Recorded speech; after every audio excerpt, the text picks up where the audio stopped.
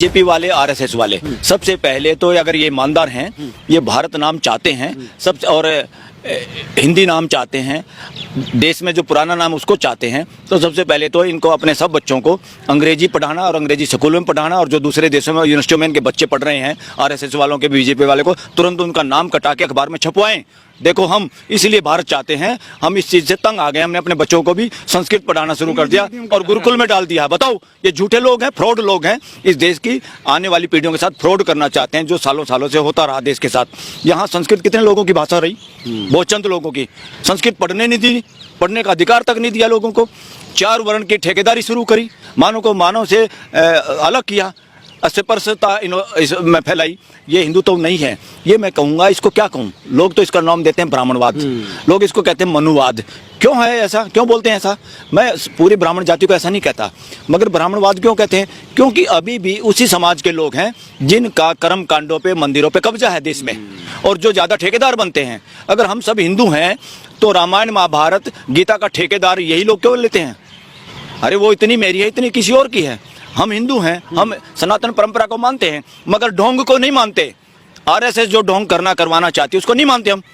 वो गलत रास्ते पे ले जाना चाहते हैं। अपने बच्चों को अंग्रेजी में पढ़ाना, अपने बच्चों को विदेशों में भेजना, अपने बच्चों को अब देख लीजिए आप यूनिवर्सिटियों में, सेंट्रल गवर्नमेंट की यूनिवर्सिटियों में कौन लोग वाइस चांसलर बने हैं? किसी खास वर्ग, किसी खास जाति के लोग ज्यादा लगे हैं। अब जब आरबीआई का नाम हो गया, चाहे सुप्रीम कोर्ट जहां हम खड़े हैं, जैसे सुप्रीम कोर्ट ऑफ इंडिया, अब इसका नाम क्या सुप्रीम कोर्ट ऑफ भारत का लिखेंगे? ये बेवकूफ़ी करे, कई लाख करोड़ इस देश का खराब करवाएंगे। आधार कार्ड बदले जाएंगे, उस पर गवर्नमेंट ऑफ इंडिया लिखा हुआ है, यहाँ पे लिखा लगाने में तैयारी है क्या? ये सुप्रीम कोर्ट का नाम बदलेंगे, नोट बदलेंगे, क्या क्या बदलेंगे। अरे इंडिया दैट इज भारत। और बताना चाहता हूँ आपको, अरे भाई भारत किस लिए नाम रखना चाहते हो? बोले एक राजा था, वो भारत था। अरे जब वो भारत राजा था या भरत राजा था, जब इस देश में मुसलमान नहीं बने थे लोग, जब इस देश में क्रिश्चियन नहीं थे, और उस देश में, इस देश में जो दूसरी जातियाँ थी वो उनका शोषण हो रहा था। आज वो लोग जागरूक हो रहे हैं। एक राजा के नाम पे यहाँ कोई राजशाही चल रही है क्या? राजा के नाम पे इस देश का नाम हो तो कल दूसरे कहेंगे तो सही नहीं सही सेंगोल तो स्थापित कर दिया ना। ये सेंगोल फेंक देंगे बेटा, अगली सरकार आएगी इसको फेंक देगा कोई और, ये फेंका जाएगा। सेंगोल वेंगोल कुछ नहीं है, इस लट को बाहर फेंकाएंगे, क्योंकि लट का जमाना नहीं है, ना राजशाही है, लोकतंत्र है। यहाँ हर 140 करोड़ लोग इस देश के रहने वाले सारे राजा हैं। यहाँ एक राजा से काम नहीं चलेगा। राजशाही को तो लात मार के फेंक दिया इस देश के लोगों ने, पहले ही बहुत शोषण हुआ, इन राजशाहियों में बहुत शोषण हुआ, और राजाओं के दरबारों में दुनिया भर की रानियां रही, ये मौज मस्तियां करते रहे, अमानवीय काम करते रहे, और उनके ठेकेदार कौन थे? राज ऋषि। और राज ऋषियों के नीचे राजाओं की रानियां, दासियां, देवदासियां मंदिरों में। क्या होता रहा? अब ये चाहते हो भाई, कौन राज ऋषि है? यहाँ का हर माँ बाप राज ऋषि है, कोई अकेला मोहन भागवत का ठेका नहीं है हिंदुत्व पे। ये आरएसएस को ठेकेदार को मोहन भागवत चला रहा है, आरएसएस चला रहा है कि बीजेपी चला रही है? तो 2-3 दिन पहले उन्होंने कहा कि भाई इंडिया नहीं भारत बोलो, और तुरंत पूरा राष्ट्रपति के, अरे राष्ट्रपति इंडिया का जो ये G20 हो रहा है, इसमें सब देश इंडिया आ रहे हैं। वो प्रेसिडेंट ऑफ इंडिया के निमंत्रण पे आ रहे हैं, वो प्रेसिडेंट ऑफ भारत के निमंत्रण नहीं आ रहे।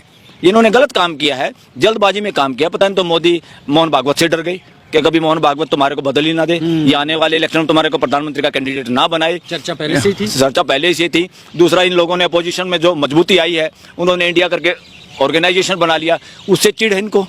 ईस्ट इंडिया कंपनी, फलाना कंपनी। अरे फिर ईस्ट इंडिया कंपनी, तुम भी आज़ादी से पहले की पैदाइश हो आरएसएस वालों, तुम भी अपना नाम बदलो, तुम्हारी मानसिकता में भी गड़बड़ हो सकती है। तो मोदी जी, तुम अपने सारे बच्चों का नाम बदलो पहले तो, जितने बीजेपी आरएसएस वाले हैं, धार्मिक ग्रंथों के हिसाब से नाम लिखो।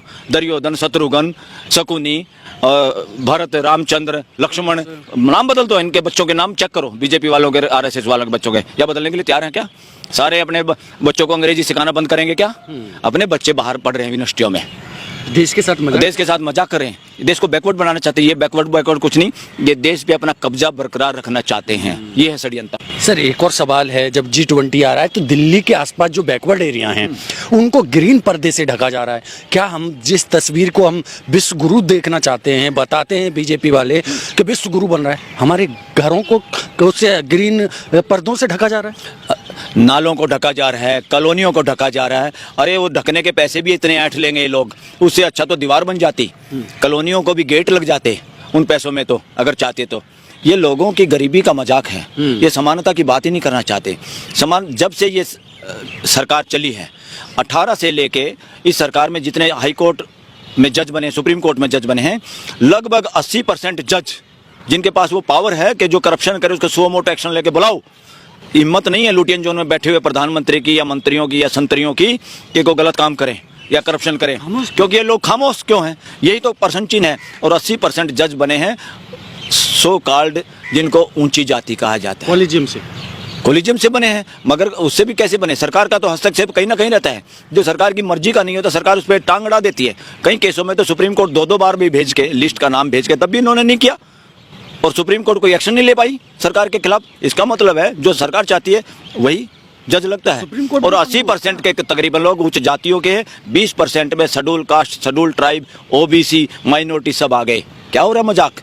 कब्जा कहाँ का हो रहा है? ये कब्जा देखना पड़ेगा, देश को समझना पड़ेगा, इनके चक्रों से बचना होगा। इस हिंदुत्व के कब्जाधारी एजेंडे से देश को बचना होगा। कैसे बचेगा? लोग तो हिंदू मुस्लिम में फंसा दिए जा रहे हैं ना सर। ये फंस क्यों रहे हैं पता नहीं चला कि आज तक भी जो अखबारों में आता है, जो टीवी पे आता है, उसके उल्टा सोच के देखो। पूरे देश को उससे उल्टा सोचना चाहिए, क्योंकि सारे टीवी के दफ्तरों में इनके लोग बैठे हैं बीजेपी के और आरएसएस के। वो तय करते हैं क्या एजेंडा चलेगा। इनका आईटी सेल तय करता है क्या एजेंडा चलेगा, किसको बुलाना है, किसको नहीं बुलाना, और कौन से देश की लड़ाइयाँ दिखानी है और पाकिस्तान की लगातार बदनामी करनी है, ताकि हम हिंदू मुसलमान भी कर पाएं और पाकिस्तान को एक जलील देश करार देके और यहाँ पे वोट की राजनीति कर पाएं। लेकिन लोग सर ईवीएम का सवाल उठाते हैं। हाँ, ईवीएम से इलेक्शन होना ही नहीं चाहिए। ईवीएम, अमेरिका में ईवीएम नहीं चलती, उनको पता है इसमें गड़बड़ी के चांस हैं, जिसको सब डेवलप्ड कंट्री कहते हैं, उसमें ईवीएम नहीं चलती, उन्होंने खत्म कर दिया। बैलेट से इलेक्शन होता है। तो इस देश को समझ में नहीं आता क्या कि बैलेट से इलेक्शन होना चाहिए? ईवीएम में गड़बड़ होती है। हमारे सुप्रीम कोर्ट बार एसोसिएशन के इलेक्शन भी ईवीएम से हुए 1-2 बार। यहाँ मेंबरों ने शिकायत की कि गड़बड़ होती है, बंद कर दिया। अब हमारी बार में भी बैलेट से होता है। तो सुप्रीम कोर्ट एक्शन ले सकता है ना सर इस मामले पे? लेना चाहिए। सुप्रीम कोर्ट क्यों आंखें बंद किए हुए हैं? क्यों ढोलमुल रवैया अपनाता है supreme court? Supreme court stand क्यों नहीं लेता? सुप्रीम कोर्ट देश की भावनाओं को क्यों नहीं समझता? समझना चाहिए, समझना चाहिए। इसीलिए तो ये आवाज अब उठ रही है, question mark high court, supreme कोर्टों पे भी। क्योंकि जब हमारे यहाँ हरियाणा में नूह में दंगे हो रहे थे तो छुट्टी के दिनों में 3-4 दिन लोगों के एक संप्रदाय के लोगों के मकानों को तोड़ा जा रहा, बिना उसके जैसे किसी का जंगल राज हो, इस तरह से धींगा मुस्ती रही। और तो शुक्र है पता नहीं एक जज की कमर में बैकबोन थोड़ी सीधी मिली, उसने सो मोटो एक्शन लिया तो बंद हुआ। बंद होने के बाद उस जज को भी बदल दिया उस केस से। देखो कितना दबाव है। सामना अखबार में छपा है कि दबाव है जुडिशरी पे, सुप्रीम कोर्ट पे दबाव है। एक अकेला चीफ जस्टिस इसको बचाने में लगा हुआ है। हमारा देश तानाशाही की तरफ नहीं जा रहा है अगर दबाव में काम करेंगे तो? बिल्कुल तानाशाही नहीं है बेटा। इमरजेंसी में लोगों को बोलने नहीं दिया जाता था, सबको गिरफ्तार कर लिया जाता था। अब कोई बोलना है क्या? बोलने की हिम्मत है क्या? सारे जो बोलता था उसे लीडर के घर ईडी वीडी भेजी ना, उनको गिरफ्तार किया। ये तो शुक्र है इतने लोगों को इन्होंने तंग कर दिया, सारे तंग होकर इकट्ठे हो गए। ये अच्छा काम हो गया। अब वो कहे करो तुम किसको गिरफ्तार करना है, लाओ तुम्हारी ईडी कहाँ है। लुटेरों की जब वो बता रहे हैं फौज इकट्ठी कर ली। वो लुटेरों की फौज नहीं, वो छोटे मोटे चोरों की फौज हो सकती है। डाकुओं की फौज तो इधर बैठी है शासन में, सरकार में। जब एक आदमी कोरोना में भी इतना अमीर हो जाता है, उसके बारे में सब बोलते हैं। सुप्रीम कोर्ट में भी वो पेंडिंग है, सुप्रीम कोर्ट को भी गुमराह कर रहे हैं। और वो लुटेरे मिल गई ना सेबी से? कहाँ से? सेबी, ईडी, इनकम टैक्स वाले, ऑडिटर जनरल वाले, कई महकमों के तो बड़े अफसर रिटायर होकर उनकी नौकरी कर रहे हैं। अच्छा, अडानी और दूसरी कंपनियों की। अरे इसका मतलब क्या है? सरकारी अफसर जिनको जांच करनी थी उनको तो बैन लगना चाहिए, बाद में प्राइवेट नौकरियां ना कर पाए इन कंपनियों के खिलाफ, जिनके खिलाफ उनको एक्शन लेना होता है जाके उन्हीं की नौकरी करते हैं। इसका मतलब क्या है? वो भेदिए हैं ऐसे डिपार्टमेंटों के, उन्होंने समय पे सही कार्रवाई नहीं करी इन लोगों के खिलाफ। वो एजेंट की तरह से काम कर रहे हैं इन लोगों के लिए।